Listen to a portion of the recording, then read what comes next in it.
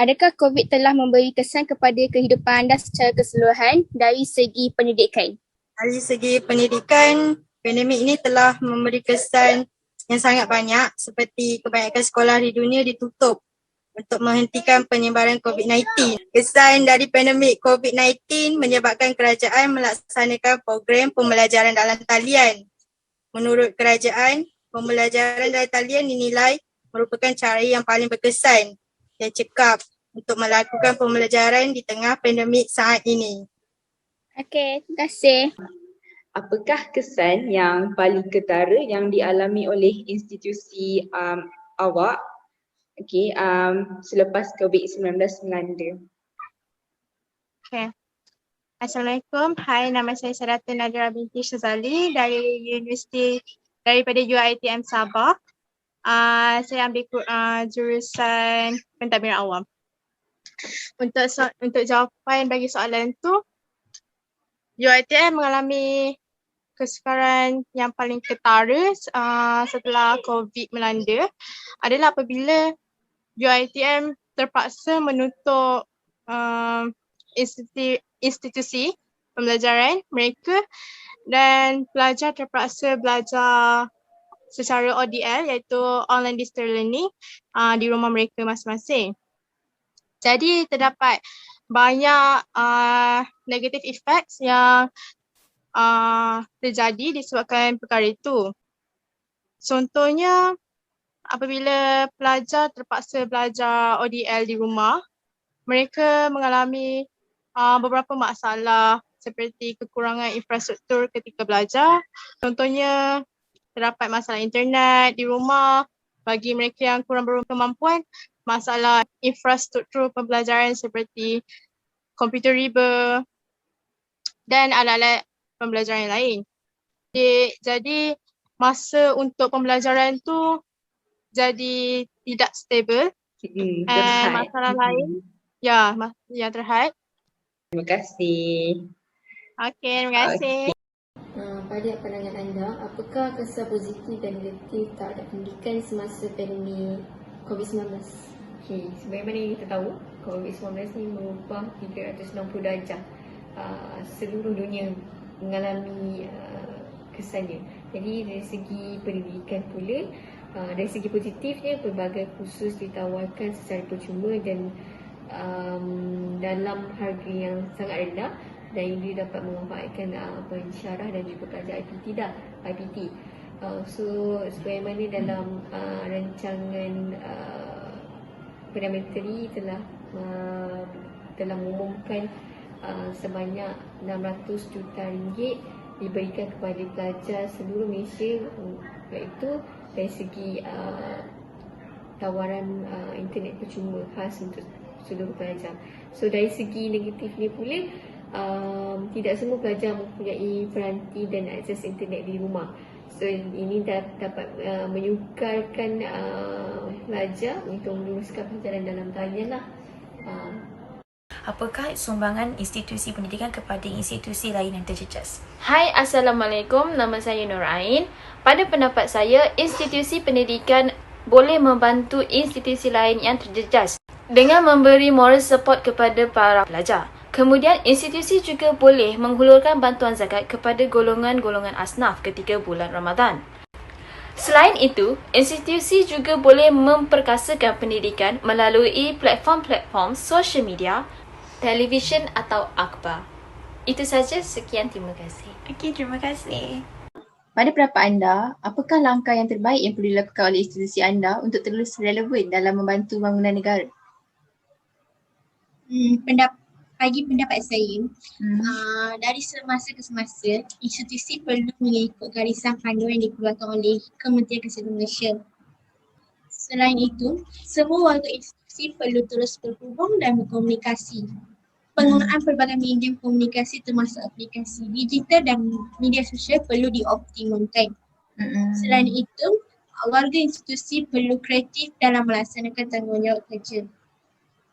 Misalnya, proses pembelajaran dan pengajaran perlu diteruskan secara dalam talian melalui pelbagai medium yang efektif.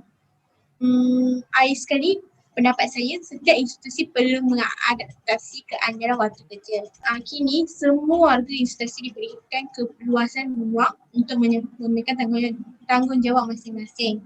Sebagai contoh, pihak warga institusi boleh pilih sama ada kerja dari rumah atau kerja di institusi. Terima kasih. Apakah saranan Tiara kepada mereka yang telah berputus asa dengan ujian COVID?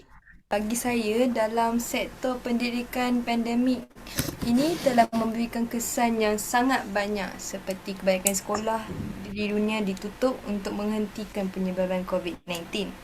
Saranan kepada mereka yang berputus asa dengan ujian COVID yang boleh saya nampak dalam pelajar kepada pelajar, contohnya adalah pelajar tidak mempunyai akses internet. Bagi saya bermaksud pelajar tidak dapat akses internet, saranan yang boleh saya bagi adalah menubuhkan satu organisasi NGO yang terbaharu untuk menolong mereka yang memerlukan akses internet.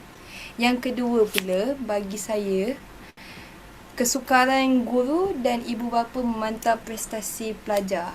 Maksudnya, kesukaran ibu bapa memantau prestasi pelajar terhadap ibu bapa yang tidak memantau anak mereka yang sekarang melalui belajar dalam talian adalah salah, kerana tidak secara talian adalah seperti kelas secara bersemuka. Maksud saya bersemuka adalah bila pelajar dengan guru bersama.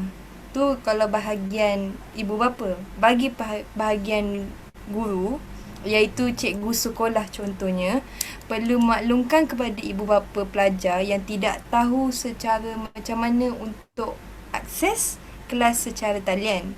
Kerana ada sesetengah pelajar tidak tahu menggunakan peranti mereka untuk masuk Zoom meeting contohnya.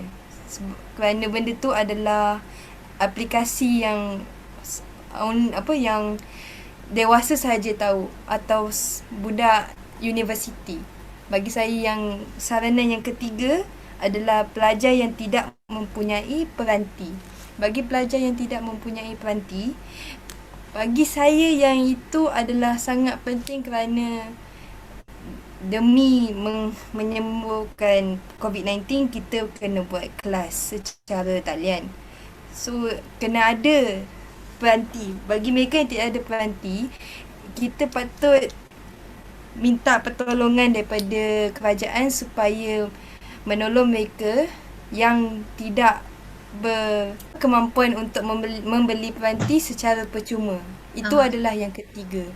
Kesimpulan bagi saya, kepada mereka yang tiada kemampuan untuk memasuki kelas secara talian perlu dibantu dengan secepat mungkin. Itu saja yang saya boleh bagi pasal mereka yang berputus asa dengan ujian COVID. Terima kasih. Okey, terima kasih. Pada pendapat awak, bagaimana pandemik COVID-19 ini mengganggu pembelajaran awak di universiti? Bagi saya, semenjak wabak COVID-19 ini berlaku, saya sukar untuk menghadiri kelas secara ODL, secara dalam talian lah, di mana tak semua orang ada rangkaian internet yang laju. Jadi berkenaan itu menyukarkan untuk menghadiri kelas ODL. Dan juga saya juga menghadapi kesukaran untuk menyiapkan assignment atau tugasan yang telah diberikan, kerana seperti sebelum wabak COVID-19 kami boleh menyiapkan assignment secara face to face, berbincang dan sebagainya. Namun setelah berlaku wabak COVID-19 ini, kami terpaksa berbincang secara dalam talian, dan ini menyukarkanlah kami untuk mendapat kata sepakat ataupun berbincang secara lebih menyeluruh. Jadi bagi saya ia menjejaskan juga markah yang dapat diperoleh oleh student. Selain itu, bagi saya dari segi kewangan juga sangat-sangat menjejaskan, di mana kami terpaksa membeli plan internet yang sangat mahal, dan juga apabila kami sebagai student, kami tidak mempunyai wang yang banyak. Jadi ia adalah salah satu beban bagi kami. Okey, terima kasih. Assalamualaikum.